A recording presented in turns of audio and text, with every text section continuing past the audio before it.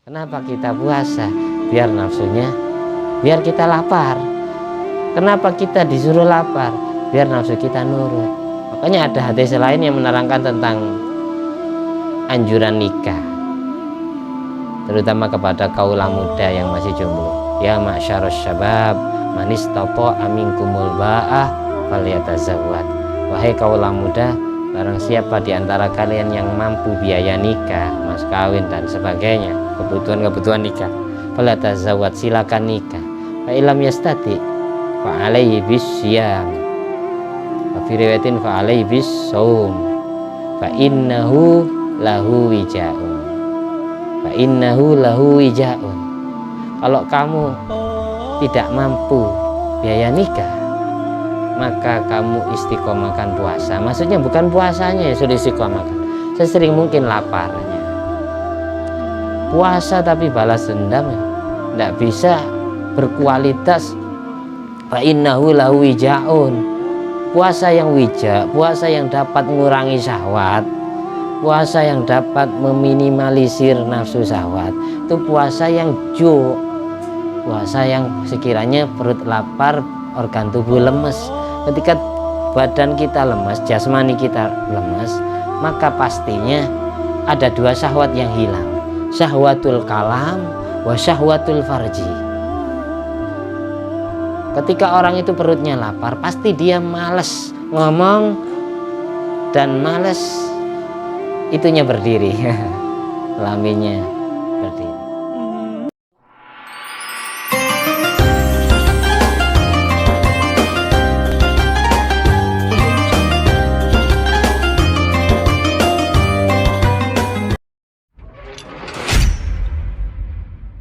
Assalamualaikum warahmatullahi wabarakatuh.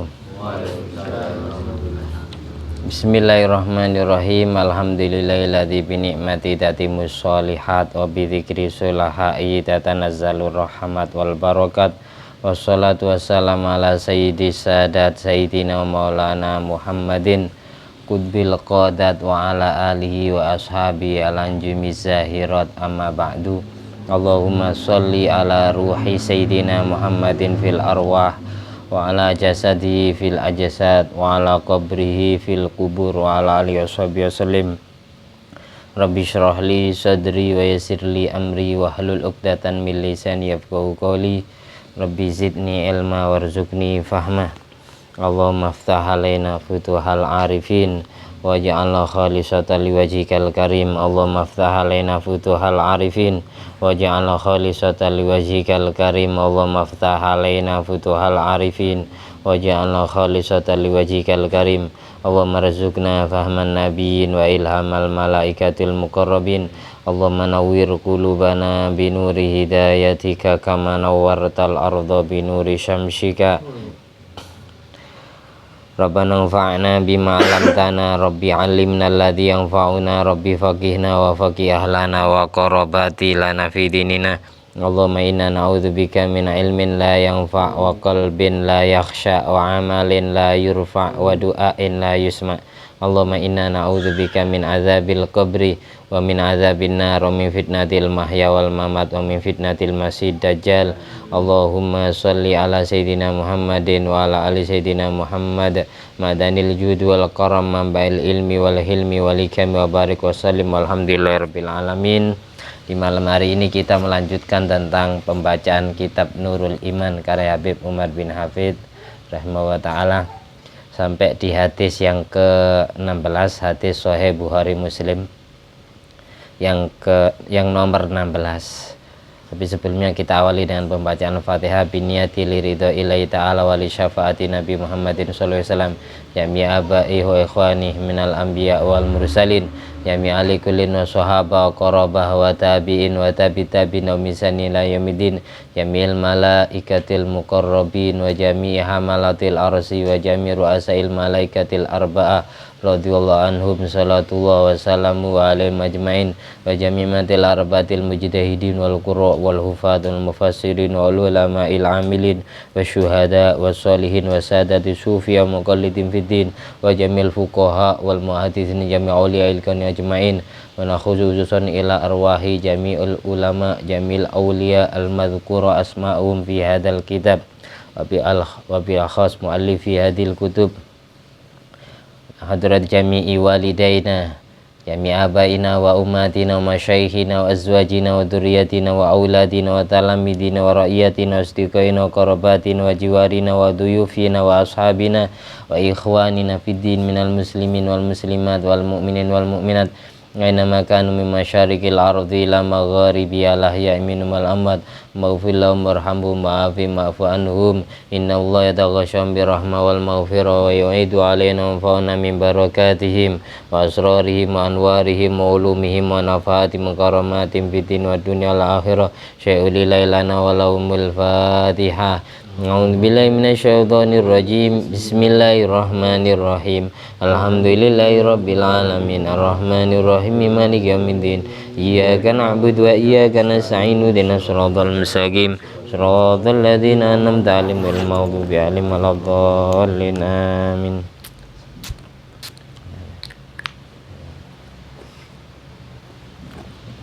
Di pertemuan kemarin ada keterangan hadis Sahih Bukhari Muslim yang diriwayatkan dari Sayyidina Abdullah bin Umar radhiyallahu anhuma, dari sahabat Abdullah bin Umar dan Umar Al-Faruq. Beliau berdua pernah mendengarkan sabda Rasulullah SAW yang menyatakan, idza jaa ahadukumul jum'ata falyaghtasil. Ketika salah satu di antara kalian umat Islam hendak menghadiri sholat Jumat, maka mandilah. Amar ini, perintah ini mengindikasikan perintah yang sunat.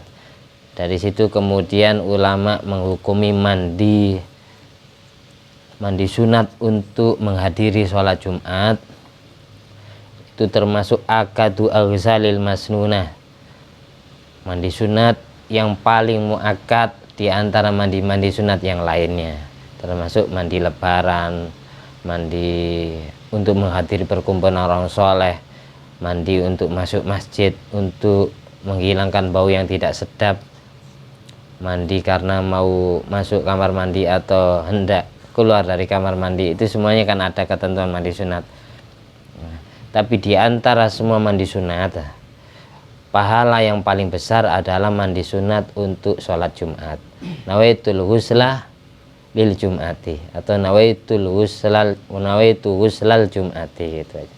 Sunatan lillahi ta'ala, cukup seperti itu. Saya niat mandi, ketika kita membasuh kepala kita langsung dalam hati niat. Jadi orang mandi itu pertama kali yang bagus itu sikat gigi dulu, karena sikat gigi itu bagian dari siwak. Di dalam kitab Wasiyatul Mustafa, pesannya Nabi Muhammad SAW pada Sayyidina Ali, alaika bisiwak fa fihi arba'atun wa ishruna fadilatan fid din wa dunya. Fafihi alaika bisiwak fafihi arba'atun wa ishruna fadilatan fid din wal badan. Tekunlah kalian siwak, istiqomalah kalian sikat gigi, terutama ketika mau ibadah, karena di dalam siwak, di dalam sikat gigi mengandung 24 keutamaan yang berkaitan dengan agama dan badan. Jadi urap syaratnya organ tubuh selain gigi itu banyak yang di gigi. Buktinya ketika kita sakit kepala, gigi nyut-nyutan, kita sakit gigi, yang lain merasakan sakit. Dari situ gigi itu perlu dan bahkan sunat sering dibersihkan. Ketika kita sering membersihkan gigi, urat saraf mata normal, telinga normal, kepala normal, termasuk hati juga normal. Karena di antara umpan setan yang ada di dalam tubuh kita, biasanya setan itu menetap di kuku tangan atau kuku kaki kalau panjang, menetap di bulu kelamin, menetap di bulu ketek ketiak, menetap di kumis. Kalau malaikat menetapnya di jenggot. dan menetap di tempat-tempat tubuh kita yang kotor. Senangnya setan-setan itu senang di tempat yang kotor. Sebenarnya kita, rambut kepala kita lama tidak dibersihkan, lama tidak sampuan. Terus gigi kita lama tidak disikat, sering kotor. Itu jadi tempatnya setan. Setan gampang ganggu. Makanya 24 keutamaan sikat gigi itu, ada 24 keutamaan yang berkaitan dengan agama dan yang berkaitan dengan jasmani, roh, yang berkaitan dengan tubuh kita, badan kita, kesehatan badan kita. Sesering mungkin membersihkan gigi, maka seluruh urat saraf organ tubuh kita akan normal dan sehat. Itu banyak khasiatnya di gigi. Dan sikat gigi dapat menambahkan pahala. Orang mau sholat, sebelum takbir siwakan dulu. Orang mau wudhu, itu melipat gandakan pahala wudhu. Orang mau baca Al-Quran, melipat gandakan pahala baca Al-Quran. Orang mau baca kitab, melipat gandakan pahala baca kitabnya. Kayak gitu. Itu banyak keutamaan siwak. Jadi orang sebelum mandi itu sunatnya siwakan dulu, sikatan dulu, sikat gigi dulu. Jadi jangan memahami agama siwak itu harus kayu. Segala sesuatu yang kasar, entah itu berbentuk kayu atau kain ataupun berbentuk sikat gigi, itu masuk kategori hal-hal yang boleh dipakai dan mencukupi dalam ketentuan siwak. Intinya yang mempunyai potensi membersihkan gigi. Kemudian setelah kita sikat gigi, barulah kita wudhu. Terutama orang-orang yang junub, sebelum mandi junub itu sunat wudhu dulu. Agar apa? Agar memperingankan mandi hadas besarnya. Ketika kita wudhu terlebih dahulu, karena wudhu itu kualitasnya menghilangkan hadas kecil. Ketika kita hendak mandi besar seluruh tubuh, maka kita sunat wudhu dulu. Biar apa? Biar wajah kita hadasnya sudah hilang, tangan kita hadasnya sudah hilang, kepala kita hadasnya sudah hilang, telinga kita hadasnya sudah hilang, kaki kita hadasnya sudah hilang. Jadi nanti kita mandi tinggal yang belum terbasuh. Jadi biar ringan mandi. Jadi orang mandi sunat pun kayak gitu. Sikatan dulu biar lipat ganda pahalanya. Setelah itu wudhu. Setelah itu baru mandi wajib atau mandi sunatnya. Ketika double, ada orang hari Jumat punya hadas junub dan punya kewajiban mandi dan punya kesunatan mandi sholat Jumat, maka harus diniati dua-duanya. Nawaitu husla liraf'il hadasil akbari, nawaitul husla lil janabati, wa nawaitul husla Jum'ati. Itu diniat, karena mandi junub itu mandi wajib, mandi Jumat mandi sunat. Jadi wajib diniati dua-duanya biar hasil semuanya. Pahala mandi junubnya hasil, pahala mandi sunatnya juga hasil. Kalau diniati salah satunya, maka tidak mencukupi yang lain.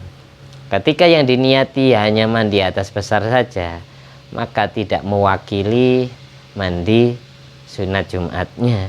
Ketika yang diniati hanya mandi sunat Jumatnya, maka tidak bisa mewakili atau tidak bisa mencukupkan dari mandi wajibnya.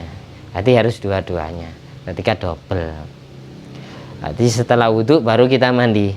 Mandi itu, mandi Jumat itu ya kepala dulu, sama kayak mandi atas besar. Yang disiram itu sesudah wudhu kepala dulu. 3 kali, 3 gayung, 3 canting. Nah ketika gini itu pertama kali air menyentuh tubuh kita, menyentuh bagian mana saja, tidak harus kepala. Beda dengan wudhu, ketika pertama kali air menyentuh wajah, baru kita niat. Kalau wudhu kan, ketika pertama kali air menyentuh wajah, hati niat wudhu. Ketika tayamum, Kalau tayamum, niat tayamumnya ketika kita memindahkan debu ke wajah. Ketika tangan mau mindah, bukan ketika debu lengket ke wajah. Kalau tayamum, bedanya tayamum wudhu dengan mandi di sini. Ketika tayamum, kapan niatnya? Inda naqli turab, ketika debu dipindah. Kalau wudhu, ketika wajah tertetesi air, pertama kali air yang netes ke wajah, hati niat wudhu. Kalau mandi, niatnya kapan? Ketika salah satu dari organ tubuh kita tersentuh air, entah yang tersentuh dulu itu kaki atau kelamin atau wajah atau telinga atau tangan, langsung niat mandi hadas besar cukup, langsung niat mandi Jumat cukup. Ngerti ya? Tuh bedanya di situ. Awal mula niatnya di mana? Kalau orang tawaf ya, orang tawaf itu niatnya pas lurus, badan lurus dengan batu hajar aswad, bukan lurus dengan pintu Ka'bah. Orang sholat niatnya ketika takbiratul ihram. Jadi tawaf itu takbiratul ihramnya ya lurus dengan hajar aswad itu, baru niat. Kalau orang sholat ketika takbiratul ihram, itu awal niatnya. Jadi sudah ditentukan sendiri-sendiri oleh Allah Subhanahu wa taala, oleh syariat kita. Jadi jangan ngawur, perlunya orang ngaji kan di situ biar paham. Kadang orang itu was-was ya. Makanya thoriqoh ringan para ulama dulu, terutama ketika hadas besar ya. Ketika hadas besar, habis junub atau habis hubungan sama istrinya, ini tidak langsung mandi. Tidak langsung mandi, sikat gigi dulu baru wudhu, biar hadasnya wajah, tangan, kaki, kepala sudah hilang terlebih dahulu. Nah, tapi sebelum wudhu usahakan sudah istinja, keperluan kencing berak sudah selesai. Usahakan keperluan kencing berak sudah selesai, sudah kelar qadil hajahnya, biar apa? Wudhunya tidak batal. Kalau orang-orang dulu, ulama dulu ya, ketika di hadas besar, beliau belet pipis kencing, takut ada sisa-sisa sperma yang belum keluar, makanya kencing dulu. Sesudah kencing, ketika cebok, itu langsung niat mandi hadas besar. Ketika basuh kelamin, anus itu langsung niat mandi atas, setelah istinja najisnya sudah hilang ya. Nah, itu baru niat. Jadi niatnya ketika istinja itu, niat mandi atas besarnya, ketika ceboknya. Biar apa? Nanti wudhunya tidak batal. Sesudah itu wudhu, sudah itu mandi atas besarnya. Membasuh kepala 3 kali. Setelah itu separuh badan sebelah kanan dibasuh 3 kali, separuh badan sebelah kiri dibasuh 3 kali, urutan ketiga.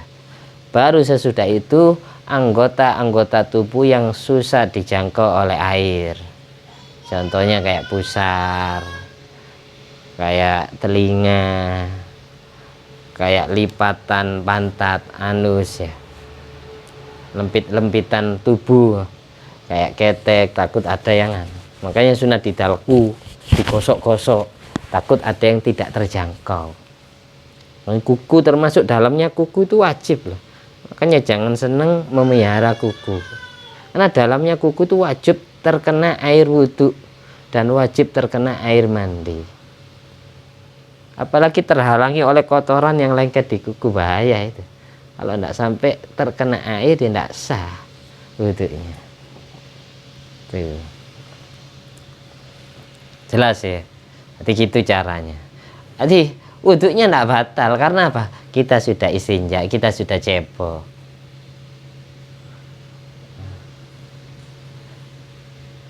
Nah, jadi di sini disebutkan manita salah yaumal jum'ati ghafarallahu lahu ma bainal jum'at ilal jum'at wa ja'ala dzalika thawaban fi qabrih wa saqqala ala mizani.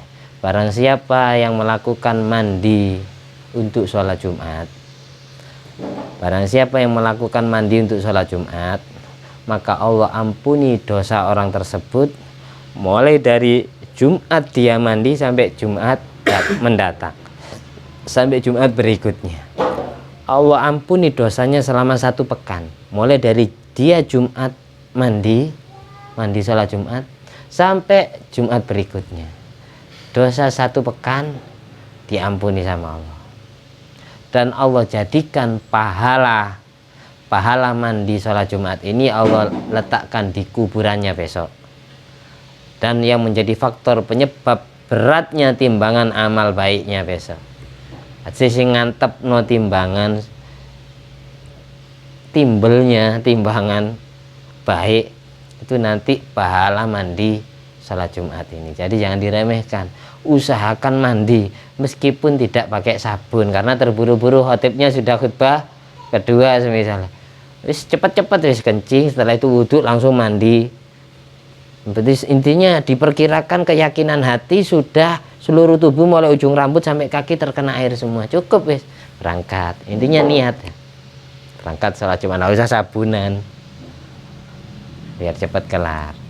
Jelas sih. Terus hadis yang ke-16. Ini saya ulangi karena sekarang hari Jumat ya, biar langsung besok diamalkan.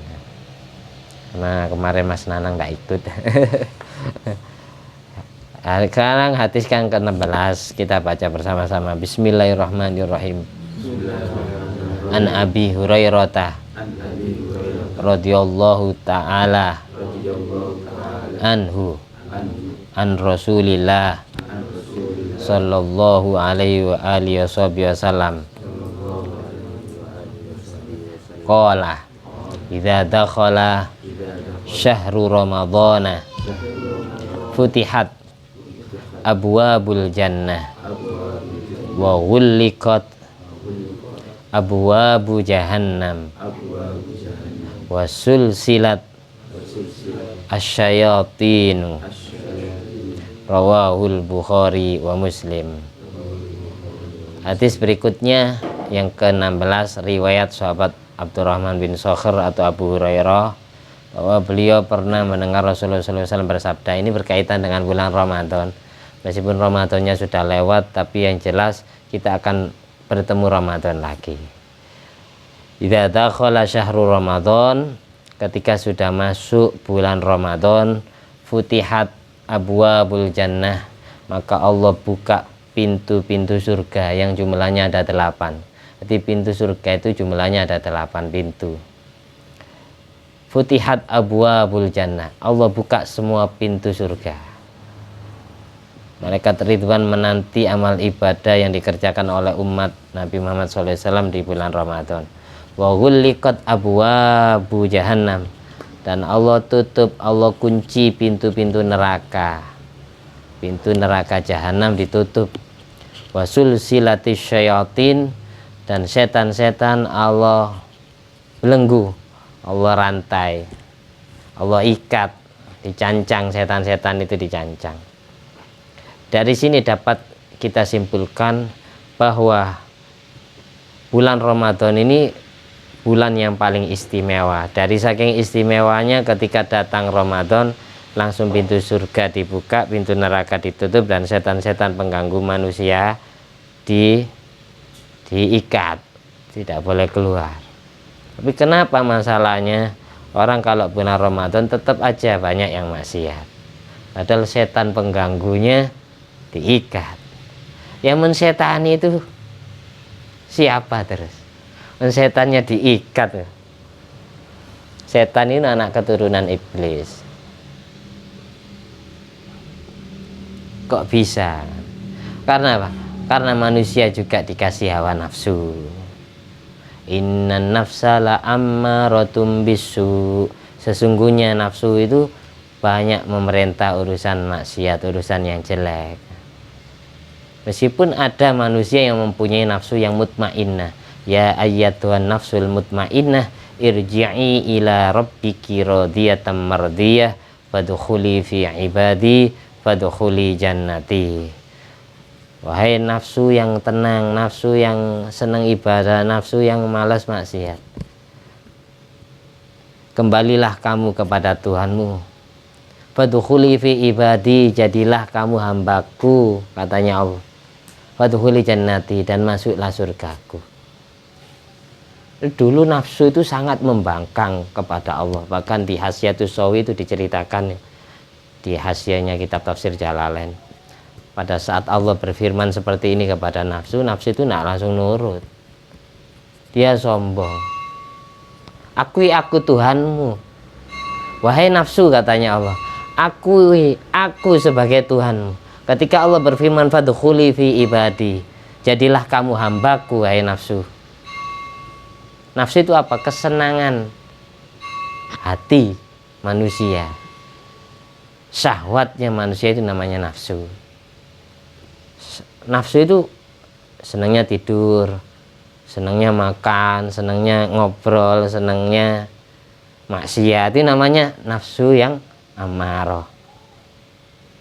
Kalau diajak ngaji males, alasannya banyak. Itu nafsu amarah itu. Mau jadi nafsu yang mutmainnah, yang tenang, yang rileks, enjoy, semangat kalau ibadah, itu sangat susah. Allah saja menyuruh fadkhuli fi ibadi, jadilah kamu hambaku, wahai nafsu. Nafsu jawabnya tidak. Akui aku sebagai Tuhanmu. Tidak. Jawabannya nafsu, anta ana. Kamu ya Allah, saya. Jadi nafsu itu sombong. Semua nafsu itu aslinya sombong. Ketika dia diperintah oleh Allah untuk mengakui Allah sebagai Tuhannya, dia jawabnya engkau, saya. Lo gua, kayak gitu loh. Apatisme, egois. Masa bodoh, nak ngereken ke Allah, nak ngereken. Acu tak acu, adiguna. Sapa sira sapa ingsun, siapa kamu siapa saya. Kamu saya. Jadi dia pinginnya jadi Tuhan kedua selain Allah. Ketika Allah menyuruh nafsu fadkhuli fi ibadi, jadilah kamu hambaku, dia tidak langsung mau. Anta ana. Akhirnya Allah membuang nafsu fi bahril ju', di dalam lautan lapar.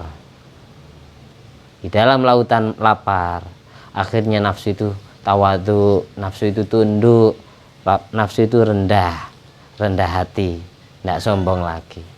Dari situ tarbiyahnya orang arifin, ulama-ulama sufistik, mentarbiyah, melatih, mendidik para santrinya dengan sering lapar. Tidak harus puasa, intinya sering lapar perutnya, jangan sampai kenyang. Orang yang tidak pernah kenyang insya Allah tidak pernah sakit. Insya Allah nafsunya selalu mutmainnah. Karena pengapesan nafsu itu ada di ju', lapar. Oleh karena itu, untuk menjadikan nafsu ini mutmainnah, Allah wajibkan umat Islam setiap tahunnya wajib puasa Ramadan. Kalau tidak dipaksa setahun satu kali, mereka semua tidak akan mau berpuasa. Kita semua. Untung masih Allah takdir, masih Allah wajibkan 30 hari puasa. Biar apa tujuannya? Biar nafsu kita buang di dalam lautan lapar. Ketika perut lapar, maka nafsu itu takluk, tunduk. Ketika perut itu kenyang, takabbarot, nafsu itu sombong.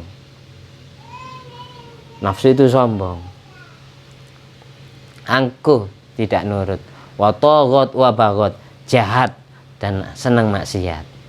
Tapi ketika perut itu jahat, lapar, maka tawadhu'at, nafsu itu tunduk, tawadu, wangqadat, nurut perintah Allah, wa'ato'at, dan taat perintah Allah. Itu tujuannya. Kenapa ulama-ulama salaf, ulama-ulama klasik, ulama-ulama tasawuf ketika ngasih amalan-amalan ke wiritan ke santrinya, suruh puasa dulu. Aslinya biar apa? Nafsunya jadi mutmainnah dulu, baru diijazahi amalan, biar bersih. Itu maksudnya, biar punya wadah.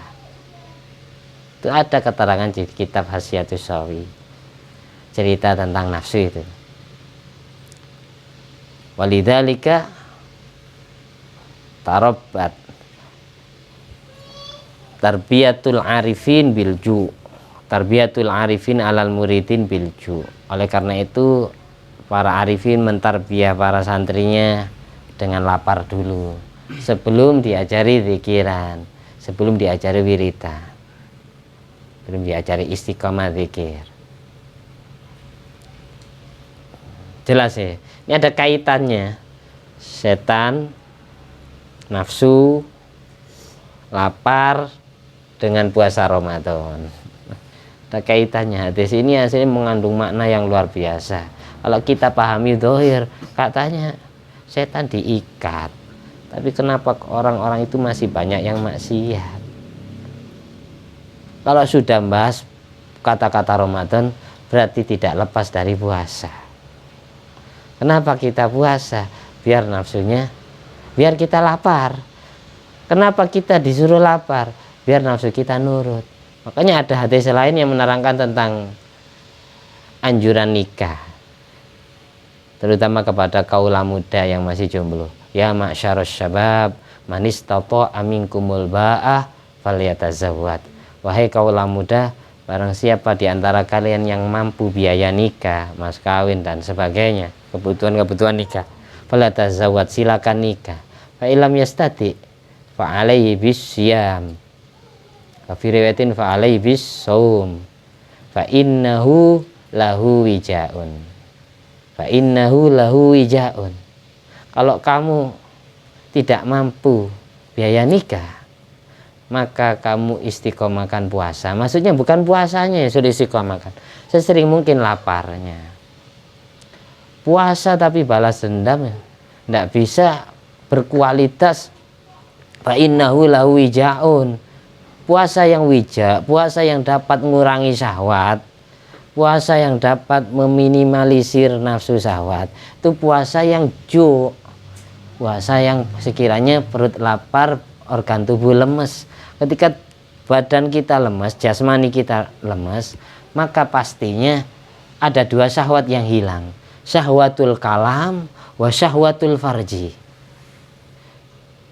Ketika orang itu perutnya lapar, pasti dia males ngomong dan males itunya berdiri, kelaminnya berdiri. Ketika perut lapar, maka yang hilang syahwatul kalam dan syahwatul farji. Syahwatnya berbicara sama syahwatnya kelamin itu sudah hilang gara-gara juk perut. Itu tujuannya. Makanya kata Imam Ghazali di Ihya mengartikan hadis barusan seperti itu. Puasa yang gimana dapat wijaun, dapat mengurangi nafsu syahwat. Puasa yang sekiranya tidak balas dendam, buka sama sahurnya. Siang hari sampai malam lapar. Pas adzan maghrib langsung 5 piring, 3 piring, langsung perut kekenyangan, bukan kenyang. Yang penting ada isi, jangan sampai kekenyangan. Jangan sampai wala tusrifu. Kita boleh makan, jangan sampai kekenyangan. Kalau kenyang itu tidak apa-apa. Lapar tidak apa-apa, tapi kelaparan jangan. Kulu, makanlah sesukamu, washrabu, minumlah sesukamu, wala tusrifu, tapi jangan berlebih-lebihan. Innallaha la yuhibbul musrifin, karena Allah benci kepada orang yang berlebih-lebihan urusan makan, urusan minum, dan urusan berpakaian. Karena ayat sebelumnya itu khudhu zinatakum inda kulli masjidin wa kulu washrabu wa la tusrifu innallaha la yuhibbul musrifin. Terus hadis berikutnya, ini sudah dapat 30 menit ya.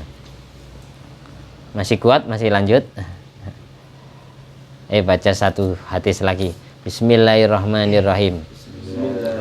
An Abi Sa'idin radhiyallahu ta'ala anhu an Rasulillahi sallallahu alaihi wa alihi wasallam qala idza ra'aitum al janazata faqumu faman tabi'aha fala yaq'ud hatta tudu'a.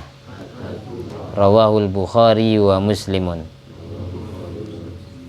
Hadis berikutnya hadis riwayat dari sahabat Abi Sa'id Al-Khudri radhiyallahu an, beliau pernah mendengar Rasulullah SAW bersabda, idza ra'aitumul janazata, ketika kalian semua melihat jenazah. Ngerti jenazah? Jenazah itu mayit yang sedang diusung kerandanya, itu namanya jenazah. Mayit yang sedang diusung jenazahnya. Fakumu, maka berdirilah kalian yang sedang duduk, berdirilah. Ketika ada jenazah lewat di depan kamu, kita semua sunat berdiri. Karena apa? Faman tabi'aha, barang siapa berdiri lalu dia ikut mengantarkan jenazah ke kuburan. Faman tabi'aha, barang siapa yang ikut mengantarkan jenazah ke kuburannya, fala yaq'ud, janganlah duduk hatta tudha'u, sebelum jenazahnya diletakkan di kuburannya. Jadi sunatnya sebelum jenazah dikebumikan, itu sunatnya kita berdiri. Kalau sudah dipendem, batu nisannya dipasang, baru kita sunat duduk. Selagi belum selesai meletakkan jenazah di kuburan, kita sunat tetap berdiri. Baru pas talqin, pas tahlilan itu duduk enggak apa-apa. Ngerti ya? Jelas ya? Itu kalau ada jenazah lewat, kita sunat berdiri menghormati jenazah. Karena suatu saat kita juga akan seperti itu. Orang nyolati dapat pahala tersendiri. Orang berdiri menghormati jenazah lewat dapat pahala tersendiri. Orang mengantarkan jenazah tersebut ke kuburan dapat pahala tersendiri. Nah, di sini menyimpulkan seperti itu. Jadi ini juga dijelaskan, yusannu liman marrat bihil janazah, disunatkan bagi orang yang sedang dilewati jenazah, ayyakumalaha, berdiri menghormati jenazah. Wa'tamahul kulyubiyu, ini dikuatkan oleh Imam Kulyubi. Wa yusannu lahu aidon, disunatkan pula bagi orang tersebut ayyad'u walaha, agar mendoakan jenazah yang lewat itu. Semoga Allah ampuni dosa-dosanya, Allah lapangkan kuburannya, Allah terangkan kuburannya. Doa sesuka kamu yang baik-baik. Wa ayyusniya khairan ingkanat ahlan lidzalik. Dan sunat pula memuji, ngelem jenazah tersebut kalau memang dia memang ahli melakukan kebaikan.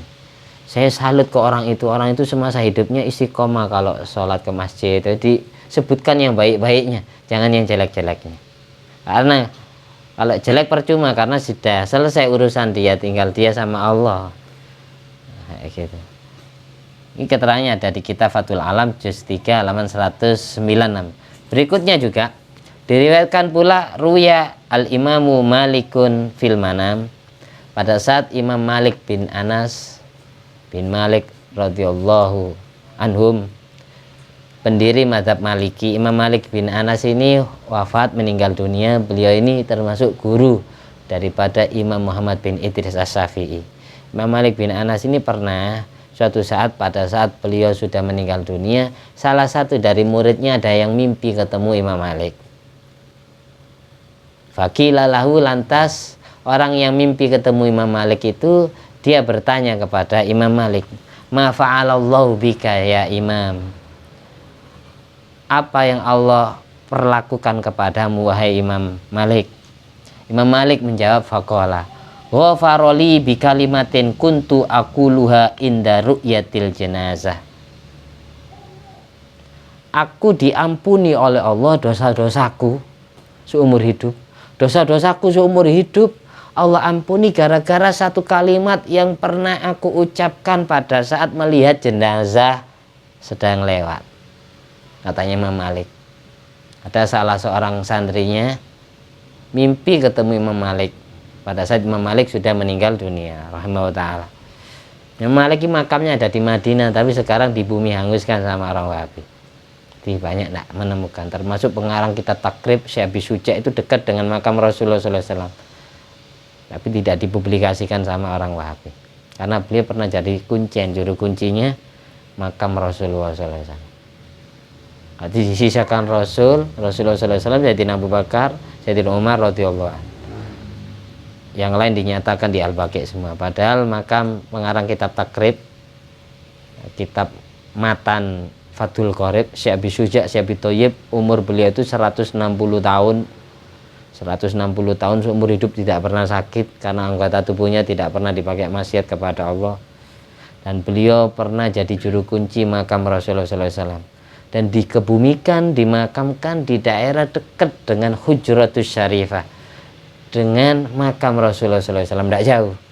Tapi sekarang ya dianggap tidak ada sama orang Wahabi, padahal ada di sekitar situ.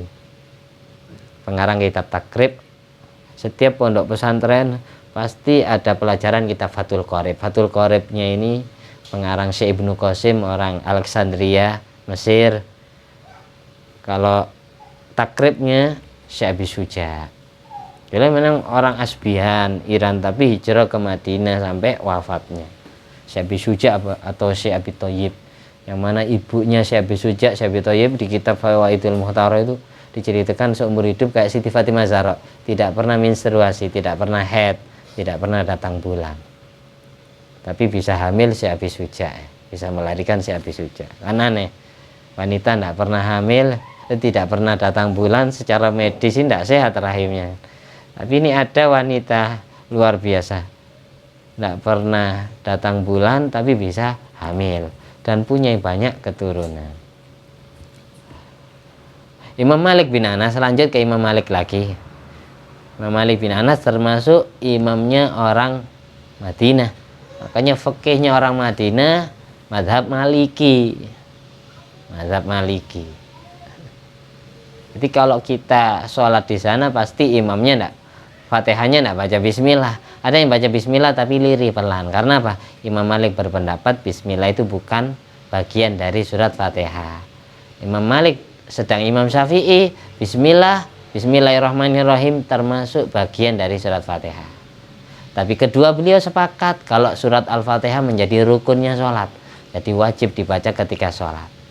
Tapi beliau beda pendapat mengenai bismillahirrahmanirrahimnya. Kalau Imam Syafi'i, bismillah, basmalah itu termasuk bagian dari ayat Fatihah. Imam Malik menyatakan basmalah bukan termasuk bagian dari surat Al-Fatihah.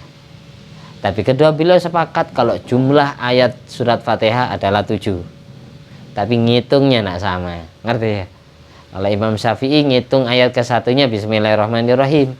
Kalau Imam Malik ayat ke-1-nya alhamdulillahirabbil alamin. Terus ayat ke-6-nya. Ayat ke-6-nya Imam Syafi'i ihdinas siratal mustaqim. Ayat ke-7-nya siratal ladzina an'amta 'alaihim ghairil maghdubi alaihim waladdallin. Tapi kalau Imam Malik ayat ke-6-nya siratal ladzina an'amta 'alaihim, ayat ke-6. Ayat ke-7 ghairil maghdubi 'alaihim waladdallin. Jelas ya. Jadi kalau kita sholat bermakmum kepada orang yang tidak baca bismillah, ya tidak usah ragu-ragu, tidak usah bingung. Dia pasti, kita husnudzon punya mazhab sendiri, ikut Imam Malik kayak orang Muhammadiyah. Nah, itu ikut Imam Malik, tidak apa-apa. Mazhab Syafi'i bermakmum kepada mazhab Maliki ketika sholat, mazhab Syafi'i bermakmum kepada mazhab Hanafi, tidak apa-apa. Membeda mazhab mau dipaksain ya tidak bisa lah. Imam Syafi'i sendiri berguru ke Imam Malik, ngajinya ke Imam Malik. Nah, lanjut ke cerita ke Imam Malik.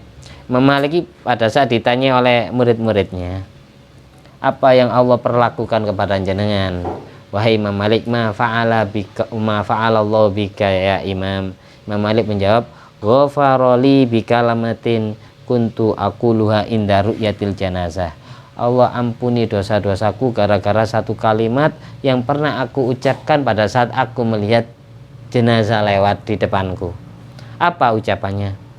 Wa kana yaquluha Utsman bin Affan radhiyallahu anhu. Dan bacaan ini yang aku baca ini pernah dibaca juga oleh Sayyidina Utsman bin Affan radhiyallahu anhu. Imam Malik menjawab, aku dosa-dosanya Allah ampuni semua seumur hidup gara-gara satu kalimat yang pernah aku doakan pada saat jenazah sedang lewat di depanku. Dan doa ini pernah dibaca oleh Sayyidina Utsman bin Affan, sahabat Nabi Muhammad SAW, khalifah yang ketiga. Apa doanya ketika jenazah lewat? Ini diikuti, diapalkannya. Bismillahirrahmanirrahim. Ayo. Nggak usah baca bismillah, nggak apa-apa. Ketika baca doa ini, ana tasbih. Subhanal hayyi alladzi la yamutu. Saya ulangi lagi. Subhanal hayyi alladzi la yamutu. Ketika ada jenazah lewat, la ilaha illallah, la ilaha illallah. Kita lagi duduk, kita sunat berdiri. Ketika melihat, langsung baca Subhanal hayyi alladzi la yamutu. Subhanal hayyi alladzi la yamutu. Maha suci Allah, Tuhan yang maha hidup, yang tidak akan pernah mati. Gara-gara ngomong seperti itu, dosa-dosanya Allah ampuni semua. Maha suci, maha hebat Allah, Tuhan yang maha hidup, yang tidak akan pernah mati. Kadang-kadang ngomong gitu dosa-dosa diampuni. Diulangi lagi 3 kali. Subhanal hayyi alladzi la yamutu. Subhanal hayyi alladzi la yamutu. Subhanal hayyi alladzi la yamutu. Al-Musab Al-Fatihah. A'udzubillahi minasyaitonir rajim. Bismillahirrahmanirrahim. Alhamdulillahirabbil alamin. Arrahmanirrahim. Maliki yaumiddin. Iyyaka na'budu wa iyyaka nasta'in. Ihdinas siratal mustaqim. Siratal ladzina an'amta 'alaihim ghairil maghdubi 'alaihim waladdallin. Amin. Alhamdulillah alladzi at'amani hadzal ilma wa razaqanihi min ghairi haulin minni wala quwwatin. Allahumma shalli ala sayyidina Muhammad wa ala ali sayyidina Muhammad bi fadli subhana rabbika rabbil izzati amma yasifun wa salamun alal mursalin walhamdulillahi rabbil alamin. Bi fadli subhanakallahumma ahya wa bihamdika asyhadu an la ilaha illa anta astaghfiruka wa atubu ilaik. Bi fadli subhanal hayyi alladzi la yamutu. Wassalamualaikum warahmatullahi wabarakatuh.